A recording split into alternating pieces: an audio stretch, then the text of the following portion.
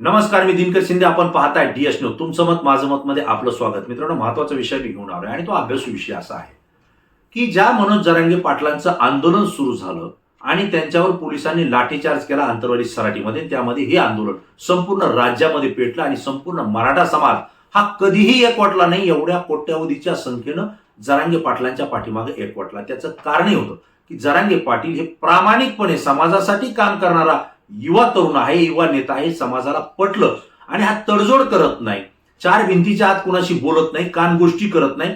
जी काही तडजोड, जे काही बोलायचं असेल, जी काही तडजोड करायचं आहे, समाजाच्या समोर राज्य सरकारनं त्यांच्या या आंदोलनाची दखल घेतली. कारण कोट्यवधी समाज जरांगे पाटलांना मानतो हे ज्यावेळेस लक्षात आलं आणि विशेषतः तो मराठा समाज आहे. महाराष्ट्रातल्या राजकारणाचा आणि समाजकारणाचा मोठा बदल करण्याची ताकद ज्या समाजामध्ये आहे तो मराठा समाज मोठ्या संख्येनं राज्यामध्ये आहे आणि पक्ष फोडाफोडीच्या राजकारणामध्ये मराठा समाजाचं मतदान हे सत्तेमध्ये येणाऱ्या प्रत्येक राजकीय पक्षाला अत्यंत महत्वाचं झालेलं आहे. आणि सध्याचे जे सत्ताधारी आहेत, मग एकनाथराव शिंदे यांचा गट असेल, भारतीय जनता पार्टी देवेंद्र फडणवीस असतील किंवा राष्ट्रवादी अजित पवार गट असतील, या तिन्ही पक्षांना आता मराठा समाजाची प्रचंड त्या ठिकाणी मोठ्या संख्येनं गरज आहे हे आपल्याला या ठिकाणी अधोरेखित करावं लागणार आहे. आणि म्हणून हा समाज नेमका कोणाच्या बाजूने झुकतो, कारण हे पाहण्यासाठी एकनाथराव शिंदे यांनी पूर्ण ताकदीनं मनोज जरांगे पाटलांच्या आंदोलनाकडे लक्ष दिलं. अनेक शिष्टमंडळ नियुक्त केली आणि त्यांच्या एक लक्षात आलं की मनोज जरांगे पाटील यांची जी मागणी आहे की मराठा समाजाला कुणबीचं आरक्षण द्या आणि कुणबीच्या नोंदी सापडतायत.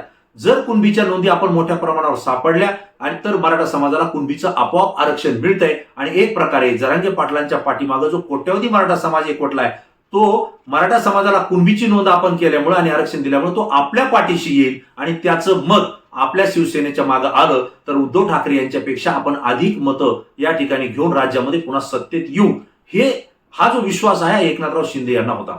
त्यासोबतच मराठा समाजाला 10% आरक्षण द्यायचंय हे सरकारने यापूर्वीच ठरवलेलं आहे. कारण ते 2 वेळेस दिलं होतं, ते कोर्टामध्ये टिकलं नाही, परंतु तिसऱ्या वेळेस आपणच सत्तेत आलो आणि आपणच ते आरक्षण दिलं हे देवेंद्र फडणवीस यांना त्या ठिकाणी दाखवायचं होतं आणि एक प्रकारे मराठा समाज आपल्यासोबत घ्यायचा होता. यासाठी हे सगळे प्रयत्न होते आणि म्हणूनच अनेक शिष्टमंडळ नियुक्त केली. जरांगे पाटील जे म्हणतील त्या पद्धतीनं ते शिष्टमंडळ नियुक्त करण्यात आले. त्यांचं कामही तशा पद्धतीनं त्या ठिकाणी झालं. अनेक समित्या शासनाने नियुक्त केल्या, त्यांनीही त्या पद्धतीनं काम केलं आणि सगळं काही पॉझिटिव्ह वातावरण सरकारच्या बाबतीत होत होतं. जरांगे पाटलांवर मराठा समाज कोणत्याही पक्षाचा, कोणत्याही गटातटाचा असो, त्यांनी ते बाजूला सारून जरांगे पाटलांवर विश्वास ठेवून पूर्ण ताकदीनिशी आपलं पाठबळ त्यांच्या मागे उभा केलं होतं. हे संपूर्ण उभ्या महाराष्ट्रानं पाहिलेलं आहे. आणि मित्रांनो, मग हे सगळं होत असताना ज्यावेळेस जरांगे पाटलांना मराठा समाजाला आरक्षण मुख्यमंत्री देतील असं वाटत होतं, परंतु त्याची वेळ टळत चालली होती. एकनाथराव शिंदे यांच्यावर सुद्धा सरकारमधल्या राजकीय पक्षांचा, राजकीय नेत्यांचा दबाव वाढत चालला होता की तुम्ही मराठा समाजाला आरक्षण देताय, यामध्ये ओबीसी नाराज होतोय आणि ओबीसी विरुद्ध मराठा समाज नाराज करण्याचं काम सरकारच्या म्हणजे सत्ताधारी पक्षातल्याच नेत्याने केलं. आणि त्यामध्ये सगळ्यात पुढे होते ते राष्ट्रवादी अजित पवार गटाचे छगनराव भुजबळ आणि त्यासोबत भारतीय जनता पार्टी देवेंद्र फडणवीस गटाचे गोपीचंद पडळकर. विशेष म्हणजे मी आवर्जून यासाठी सांगतो की हे सत्ताधारी आहेत आणि यांनी मराठा समाजाच्या विरोधात ओबीसी उभा करण्याचं काम केलं. त्यासोबतच मराठा समाजातले काही नेते उभा केले, ते म्हणजे नारायणराव राणे असतील, नितेश राणे असतील, राधाकृष्ण विखे पाटील असतील, जे की भारतीय जनता पार्टी सोबत काम करतायत.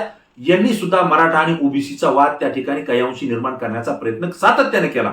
हे आपण पाहतोय. त्याचं कारणही असं होतं की मराठा समाज आपल्या बाजूने येईल आणि ओबीसी सुद्धा आपल्या बाजूने येईल. पण ज्यावेळेस नवी मुंबई या ठिकाणी मराठा समाज जरांगे पाटलांच्या सोबत कोट्यवधीच्या संख्येने गेला आणि वाशी या ठिकाणी, लोणावळा या ठिकाणी, त्या ठिकाणी मुख्यमंत्री एकनाथराव शिंदे आणि राज्य सरकारनं जे काही शिष्टमंडळ पाठवले त्यांच्या चर्चाही झाल्या आणि या ठिकाणी मुख्यमंत्री एकनाथराव शिंदे यांनी वाशी या ठिकाणी येऊन मराठा समाजाच्या आंदोलनाला त्या ठिकाणी थांबवलं आणि सगळे सोयरेचा अध्यादेश आम्ही काढू अशी अधिसूचना, असा मसुदा जरांगे पाटलांच्या हाती कोट्यवधी मराठा समाजाच्या साक्षीनं राज्य सरकारच्या वतीनं त्या ठिकाणी दिला.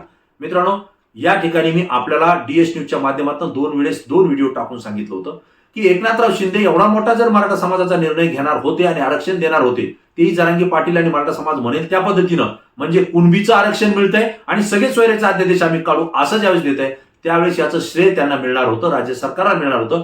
त्यावेळेस हे श्रेय घेण्यासाठी उपमुख्यमंत्री देवेंद्र फडणवीस आणि उपमुख्यमंत्री अजितदादा पवार हे का उपस्थित नव्हते असा प्रश्न डीएस न्यूजनं उपस्थित केला होता. म्हणजेच या मागे काहीतरी काळबेरं आहे ही शंका सुद्धा आपण उपस्थित केली होती. एवढंच नाही तर मित्रांनो, ज्यावेळेस हा मसुदा आणि अधिसूचना जरांगे पाटलांच्या हाती त्या ठिकाणी एकनाथराव शिंदेनी सोपवली, गुलाल उधळा म्हणून सांगितलं, पेढे वाटा म्हणून सांगितलं, परंतु जरांगे पाटील यांच्या मनामध्ये सुद्धा कुठंतरी त्या ठिकाणी शंका होती. त्यांनी असं सांगितलं की या ठिकाणी जो उधळलेला गुलाल आहे याचा अवमान करू नका, अपमान करू नका, दिलेला शब्द पाळा आणि यानंतर खरा गुलाल कसा असतो तो आम्ही राज्यभर त्या ठिकाणी दाखवून देऊ असं त्या ठिकाणी सांगितलं. आणि मित्रांनो, राज्यामध्ये मराठा समाजानं कोठंही गुलाल उधळला नाही, पेढे सुद्धा वाटले नव्हते, याचे तुम्ही आम्ही साक्षीदार आहेत. परंतु हे सगळं झाल्यानंतर या अधिसूचनेचा अध्यादेशात रूपांतर करण्यासाठी हरकती मागवण्यात आल्या, ज्या लाखोच्या संख्येने आल्या, त्या साहजिक येणाऱ्या होत्या. त्या सकारात्मक आहेत, नकारात्मक आहेत, दोन्ही बाबतीत आहेत. त्याचा निर्णय 15 दिवसाच्या नंतर होईल असंही एकनाथराव शिंदे यांनी सांगितलं. परंतु जरांगे पाटील 10 फेब्रुवारीला ज्यावेळेस अंतर्वलीत उपोषणाला बसले, पुन्हा चौथा टप्पा त्यांनी सुरू केला, त्यावेळेस मात्र 4, 5, 6 दिवसानंतर त्यांची तब्येत बिघडली. आणि ही तब्येत बिघडल्यानंतर मुख्यमंत्री एकनाथराव शिंदे, उपमुख्यमंत्री देवेंद्र फडणवीस, अजित पवार यांनी तात्काळ विशेष अधिवेशन बोलवलं आणि 20 फेब्रुवारीला ते झालं. मित्रांनो, या विशेष अधिवेशनामध्ये सगळे सोयरेबाबत सुद्धा चर्चा होईल आणि त्याचं अध्यादेशात रूपांतर होईल असं जरांगे पाटील आणि मराठा समाजाला वाटलं होतं. आणि झालं काय की राज्य सरकारनं आणि एकनाथराव शिंदे यांनी जे छत्रपती शिवाजी महाराजांची शपथ घेऊन सांगितलं होतं, ही शपथ अर्धवट ठरली आणि त्यांनी मराठा समाजाला स्वतंत्र त्या ठिकाणी 10% आरक्षण जाहीर केलं. सगळे सोयरेच्या बाबतीत निर्णय घेतला नाही. एकनाथराव शिंदे असतील किंवा उपमुख्यमंत्री दोन्ही फडणवीस आणि अजित पवार हे असतील, यांना असं वाटलं होतं की आता 10% मराठा समाजाला स्वतंत्र आरक्षण दिले, दुसरं कुणबीच्या नोंदी सापडून त्यांना ओबीसी मध्ये आरक्षण मिळाले, आता राज्यामध्ये मोठ्या प्रमाणावर गुलाल उधळेल आणि विधानसभा लोकसभेच्या निवडणुकीवर संपूर्ण मराठा समाज हा आपल्या सरकारला, या 3 चाकी सरकारला पाठिंबा देईल आणि आपलं सरकार पुन्हा मोठ्या ताकदीनं सत्तेत येईल. परंतु मित्रांनो, असं झालं नाही. जरांगे पाटलांनी याला आक्षेप घेतला, विरोध केला की आम्ही जी मागणी करतोय सगळे सोयऱ्याच्या अध्यादेशाबाबत आणि कुणबीच्या मागणीबाबत, ती तर तुम्ही कुठे घेतलीच नाही. जे 10% आरक्षण आहे हे तुम्ही दिलं तर आमचं शुभेच्छा आहे, परंतु त्याच्यासाठी आम्ही आंदोलन केलेलं नाही. हा गरजवंत कोट्यावधी समाजाचा मराठा समाज या मागणीसाठी रस्त्यावर आलेला नाही आणि म्हणून आम्हाला हे आरक्षण नकोय.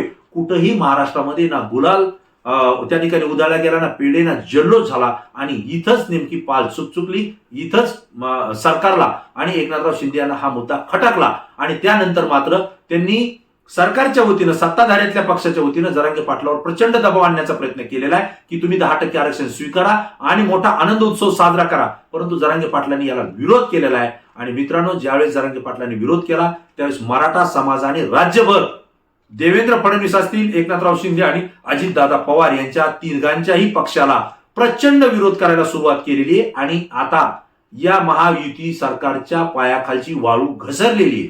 कारण त्यांच्या लक्षात आलंय की कोट्यावधीचा हा समाज जर आपल्या विरोधात गेला तर मात्र आपलं आता सत्ता येणं हे कठीण आहे, लोकसभेला सुद्धा खासदार येणं कठीण आहे. आणि मित्रांनो, यानंतर जी चाल खेळल्या गेलेली आहे ती म्हणजे जे एकनाथराव शिंदे जरांगे पाटलांना साथ देताना दिसत होते, कारण त्यांचा त्याच्यात फायदा होणार होता हे त्यांना माहित होतं. परंतु जरांगे पाटलांनी आता विरोध करायला सुरुवात केली आहे, मराठा समाज विरोधात जातोय. आता मात्र सरकारला धक्का पोहोचतोय, आपल्यालाच विरोध होतोय आणि हे विरोध आपल्याला परवडणार नाही हे जेव्हा लक्षात आलं त्यावेळेस मात्र एकनाथराव शिंदे आणि दोन्ही उपमुख्यमंत्र्यांनी जरांगे पाटलांना विरोध करायला सुरुवात केलेली आहे. सगळ्याच पद्धतीने विरोध करायला सुरुवात केलेली आहे. त्यांना बदनाम करण्याचा प्रयत्न सुद्धा सरकारच्या वतीनं केला जातोय असं मनोज जरांगे पाटील यांनी घाणाघाती आरोप केलेला आहे. त्यांचे जुने सहकारी त्यांच्या विरोधात उभा करण्याचा प्रकार झालाय. त्यांच्या विरोधात बोलताना त्यांच्या पत्रकार परिषद त्या ठिकाणी दाखवल्या जात आहेत. भारतीय जनता पार्टी आणि त्यांचे जे काही आमदार मंत्री असतील ते तुटून पडल्यात जरांगे पाटलांवर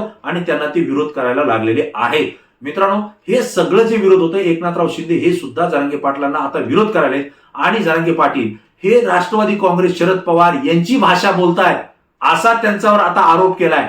यापूर्वी जरांगे पाटील हे एकनाथराव शिंदे यांची भाषा बोलतायत असं वाटत होतं, ते देवेंद्र फडणवीस यांची भाषा बोलतायत असं वाटत होतं. परंतु आता सगळं उलट झालंय आणि आता जरांगे पाटील जे आहेत हे शरद पवारांची भाषा बोलतायत असं एकनाथराव शिंदे म्हणतायत, भारतीय जनता पार्टीचे नेते म्हणतायत. त्याचं कारणच हे की जरांगे पाटलांचं आंदोलन आता आपल्या सरकारच्या फायद्याचं नाही तर आपल्या विरोधात जातंय, आपल्याला नुकसान होतंय हे जेव्हा लक्षात आलं त्यावेळेस जरांगे पाटलांना आता एकनाथराव शिंदे आणि त्यांचं सरकार हे विरोध करताना दिसतंय. मित्रांनो, महाराष्ट्रातली जनता सुज्ञ आहे. मराठा समाज आता हा जास्त जागरूक झालेला आहे, तो कोट्यावधीने एकवटलेला आहे. अनेक आंदोलनं त्यांनी पाहिली, अनेक फसवणुकी त्यांनी पाहिलेल्या आहेत आणि म्हणून जरांगे पाटलांच्या पाठीशी कोट्यवधीचा मराठा समाज एका ताकदीनं एका जीवानं उभा राहिलेला आहे आणि हाच समाज जरांगे पाटील म्हणतील तीच पूर्व दिशा हा आदेश मानण्यासाठी सज्ज आहे. आणि मित्रांनो, याचा परिणाम असा होईल की येणाऱ्या निवडणुकीमध्ये जरांगे पाटलांनी आता रणशिंग फुंकलेले आणि या सरकारच्या विरोधात त्यांनी भूमिका मांडलेली आहे. विशेषतः देवेंद्र फडणवीस आणि भारतीय जनता पार्टीच्या विरोधात आपली भूमिका मांडली आहे. अजित पवारांच्या विरोधात तर त्यांनी यापूर्वीच मांडली आहे, परंतु एकनाथराव शिंदे यांनी सुद्धा समाजाचा विश्वासघात केलाय असं ते बोलले आणि देवेंद्र फडणवीस यांचीच भाषा एकनाथराव शिंदे बोलतायत, याचे परिणाम त्यांना भोगावे लागतील असा इशारा जरांगे पाटलांनी दिलेला आहे. याचा परिणाम असा झालाय की जे जरांगे पाटील सुरुवातीला आपल्या बाजूने आहेत त्याचा फायदा आपल्याला होईल असं वाटलं होतं. तोपर्यंत एकनाथ शिंदे आणि सरकारनं त्यांना साथ दिली, पण जेव्हा ते आपलं ऐकत नाहीत आणि समाजासाठी प्रामाणिक काम करतायत हे जेव्हा लक्षात आलं त्यावेळेस मात्र आता त्यांनी जरांगे पाटलांना विरोध करायला सुरुवात केलेली आहे. आता हा विरोध कुठपर्यंत जातो आणि समाज हा विरोध सरकारचा हा विरोध कुठपर्यंत स्वीकारतो हे सुद्धा बघण्याची गरज आहे. आणि सरकारने केलेला विरोध मराठा समाज कशा पद्धतीने परतवून लावेल याकडे तुमचं आमचं लक्ष असेल. मित्रांनो, ही माहिती मला तुमच्या समोर मांडणं देणं गरजेचं वाटलं, मी दिली.